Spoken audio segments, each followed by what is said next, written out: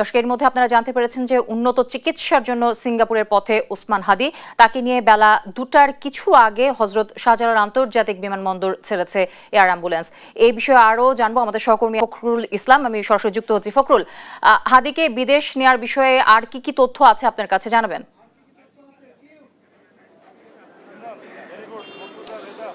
জ্যোতি, অসংখ্য ধন্যবাদ। আপনি জানেন যে ইনকলাব মঞ্চের মুখপাত্র শরীফ ওসমান হাদি গত শুক্রবার গুলিবিদ্ধ হওয়ার পরপরই তাকে ঢাকা মেডিকেল কলেজের চিকিৎসা দেওয়ার পর এভার কেয়ার হয়ে এখন এই মুহূর্তে আমরা হজরত শাহজালাল আন্তর্জাতিক বিমানবন্দরে রয়েছে 8 নম্বর গেট। এই গেট দিয়ে কিন্তু তাকে অ্যাম্বুলেন্স যোগে এভার কেয়ার থেকে এনে প্রবেশ করেন এবং সেখানে তার সিঙ্গাপুর থেকে আসা যেই এয়ার অ্যাম্বুলেন্স রয়েছে সেই এয়ার অ্যাম্বুলেন্স যোগে কিন্তু তাকে ইতিমধ্যে হজরত শাহজালাল আন্তর্জাতিক বিমানবন্দর ছেড়ে গেছেন তাকে বহনকারী এয়ার অ্যাম্বুলেন্স সিঙ্গাপুরের উদ্দেশ্যে।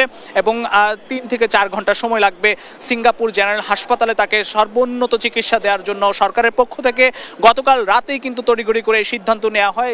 সিঙ্গাপুরের যে জেনারেল হাসপাতাল রয়েছে সেখানকার অ্যাক্সিডেন্ট ইমার্জেন্সি বিভাগ, সেই বিভাগের বিশেষজ্ঞ দলের সঙ্গে টেলিকনফারেন্সে বাংলাদেশ সরকারের স্বাস্থ্য বিষয়ক যেসব টিম, উচ্চ পর্যায়ের টিম রয়েছেন এবং প্রধান উপদেষ্টা স্বাস্থ্য বিষয়ক বিশেষ সহকারী ডাক্তার মোহাম্মদ সাইদুর রহমান খসরু এবং স্বাস্থ্য উপদেষ্টা সহ সকলে মিলে খুব দ্রুত এই সিদ্ধান্তটি নেন।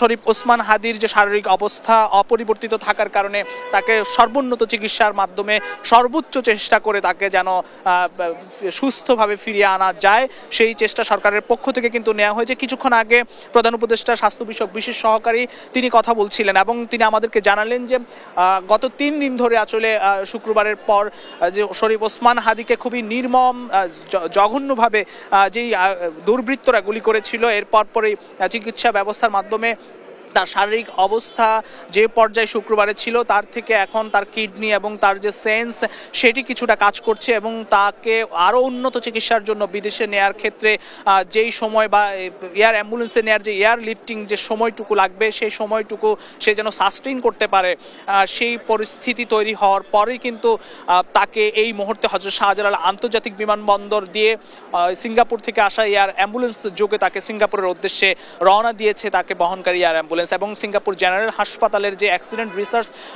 বিভাগ রয়েছে সেই অ্যাক্সিডেন্ট রিসার্চ বিভাগের বিশেষজ্ঞ টিম তারা কিন্তু অপেক্ষা করছেন ইনকলাব মঞ্চের মুখপাত্র ঢাকা 8 আসনের সম্ভাব্য স্বতন্ত্র প্রার্থী শরীফ ওসমান হাদিকে কিন্তু সর্বোচ্চ উন্নত চিকিৎসার মাধ্যমে সুস্থ করে ফিরিয়ে আনার জন্য হযরত শাহজালাল আন্তর্জাতিক বিমানবন্দরের এই 8 নম্বর গেট দিয়ে তাকে কিছুক্ষণ আগে এয়ার অ্যাম্বুলেন্স অপেক্ষা করছিলেন। ঠিক 11:30টা নাগাদ এসে হযরত শাহজালাল আন্তর্জাতিক বিমানবন্দরে আসার পর তাকে এভার কেয়ার থেকে অ্যাম্বুলেন্স যোগে এই গেট দিয়ে প্রবেশ করিয়া তাকে যেই এয়ার অ্যাম্বুলেন্সটি আনা হয়েছিল সেই এয়ার অ্যাম্বুলেন্সে তুলে তাকে সিঙ্গাপুরের উদ্দেশ্যে কিছুক্ষণ ঠিক এখন থেকে প্রায় 5 মিনিট আগে হযরত শাহজালাল আন্তর্জাতিক বিমানবন্দর ছেড়ে যায় সিঙ্গাপুর থেকে আসা এয়ার অ্যাম্বুলেন্স। হযরত শাহজালাল বিমানবন্দর থেকে শরীফ ওসমান হাদিকে নিয়ে এবং শরীফ ওসমান হাদি হয়তো 3 থেকে 4 ঘন্টার মধ্যে সিঙ্গাপুরের যে জেনারেল হাসপাতাল রয়েছেন এবং সেখানকার অ্যাক্সিডেন্ট ইনস্টিটিউট যেটি রয়েছেন সেই ইনস্টিটিউটে তাকে ভর্তি করা হবে। এবং অ্যাক্সিডেন্ট ইনস্টিটিউট সিঙ্গাপুরের যেই জেনারেল হাসপাতালের অ্যাক্সিডেন্ট ইনস্টিটিউট সেই বিভাগের যে বিশেষজ্ঞ চিকিৎসক টিম রয়েছে তাদের সঙ্গে গতকাল টেলিকনফারেন্সের মাধ্যমে একই সঙ্গে এভার কেয়ারের বিশেষজ্ঞ টিম এবং ওসমান হাদির যে পরিবার সেই সঙ্গে সরকারের যে উপদেষ্টা পরিষদ স্বাস্থ্য বিষয়ক বিশেষ সহকারী তারা যৌথ টেলিকনফারেন্সের মাধ্যমে খুবই দ্রুত এই সিদ্ধান্তটি নেন যে শরীফ ওসমান হাদিকে যেন দ্রুত চিকিৎসার মাধ্যমে এবং উন্নত চিকিৎসার মাধ্যমে সুস্থ করে ফিরিয়ে আনা যায়। সরকারের পক্ষ থেকে সব ধরনের ব্যয়ভার কিন্তু বহন করার একটি সিদ্ধান্ত নেওয়া হয়েছে এবং আপনি জানেন যে 24-এর গণ অভ্যুত্থানের যে অগ্রসৈনিকদের একজন শরীফ ওসমান হাদি, একই সঙ্গে তিনি ইনকলাব মঞ্চের মুখপাত্র। গত 1 থেকে 1.5 বছর ধরে তিনি আসলে খুব অন্যায়ের বিরুদ্ধে সোচ্চার ছিলেন।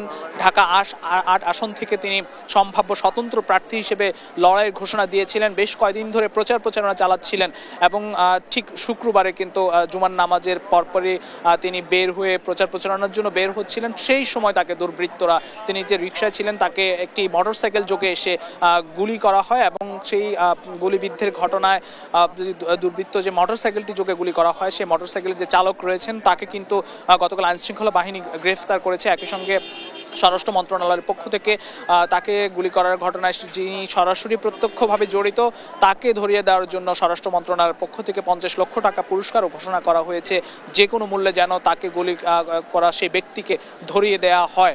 ওসমান হাদি কিন্তু বাংলাদেশ থেকে সর্বোন্নত চিকিৎসার জন্য সিঙ্গাপুরের জেনারেল হাসপাতালের উদ্দেশ্যে পাড়ি দিচ্ছেন এবং তিনি 3 থেকে 3.5 ঘন্টা সর্বোচ্চ 4 ঘন্টার সময়ের মধ্যে সিঙ্গাপুর জেনারেল হাসপাতালের যে অ্যাক্সিডেন্ট রিসার্চ বিভাগে তাকে পৌঁছে দেওয়া হবে। সেখানে তার সঙ্গে আজকে এয়ার অ্যাম্বুলেন্সে তার যে ভাই রয়েছেন, ভাই এবং তার ভাইয়ের একজন বন্ধু তাকে এয়ার অ্যাম্বুলেন্সে করে নিয়ে যাচ্ছেন সিঙ্গাপুরের উদ্দেশ্যে। সরকারের পক্ষ থেকে খুবই নিবিড়ভাবে আসলে মনিটরিং করা হচ্ছে ওসমান হাদির বিষয়টি। আপনি জানেন শরীফ ওসমান হাদি ত্রয়োদশ জাতীয় সংসদ নির্বাচন এবং গণভোটের তফসিল ঘোষিত হয়েছিল গত বৃহস্পতিবার। সেই তফসিল ঘোষণার 24 ঘন্টা না যেতেই কিন্তু শরীফ ওসমান হাদি, যিনি ঢাকা 8 আসন থেকে প্রার্থিতার ঘোষণা দিয়েছিলেন, তাকে গুলি করা হয় এবং সেই গুলির ঘটনায় সারা দেশের রাজনৈতিক মহল আসলে খুব বিক্ষুব্ধ হন এবং নিন্দা জানান, ক্ষোভ জানান এবং এখনও কিন্তু তারা ক্ষোভে ফেটে পড়ছে সারা দেশের মানুষ। যে শরীফ ওসমান হাদি ইনকিলাব মঞ্চের মুখপাত্র, তিনি 24-এর গণ অভ্যুত্থানের কিন্তু একজন অগ্রসৈনিক ছিলেন এবং সবসময় তিনি অন্যায়ের বিরুদ্ধে কথা বলতেন। তার উপর এমন নিকৃষ্ট এবং জঘন্য ঘটনা, তাকে সুস্থভাবে ফিরিয়ে আনার জন্য কিন্তু হযরত শাহজালাল আন্তর্জাতিক বিমানবন্দর থেকে কিছুক্ষণ আগে এয়ার অ্যাম্বুলেন্সে করে কিন্তু নেওয়া হয়েছে সিঙ্গাপুরের উদ্দেশ্যে এবং সেখান থেকে তিনি সুস্থ হয়ে ফিরে আসবেন এই প্রত্যাশা কিন্তু সারা দেশের মানুষ, বিভিন্ন রাজনৈতিক মহল, বিশেষ করে 24-এর গণ অভ্যুত্থানের যারা অংশীদার সকলে কিন্তু প্রত্যাশা করছেন। যদি এই ছিল আমার কাছে হযরত শাহজালাল আন্তর্জাতিক বিমানবন্দর থেকে সবশেষ পরিস্থিতি। শরীফ ওসমান হাদিকে সিঙ্গাপুরের উদ্দেশ্যে নেওয়া হয়েছে। 3 থেকে 3.5 ঘন্টা সময় লাগবে এবং যেটি প্রধান উপদেষ্টা স্বাস্থ্য বিষয়ক বিশেষ সহকারে আমাদের জানিয়েছেন কিছুক্ষণ আগে যে তার কিডনি এবং তার যে শরীরের অন্যান্য অর্গানগুলো রয়েছে সে অর্গানগুলো কিন্তু খুবই স্বাভাবিকভাবে কাজ করছে, যার কারণে তাকে এখন 3 থেকে 4 ঘন্টার এয়ার লিফটিং করা সম্ভব বলে তাকে নেওয়া হয়েছে সিঙ্গাপুরে। এই ছিল আমার কাছে এখন পর্যন্ত সবশেষ পরিস্থিতি হযরত শাহজালাল আন্তর্জাতিক বিমানবন্দর থেকে।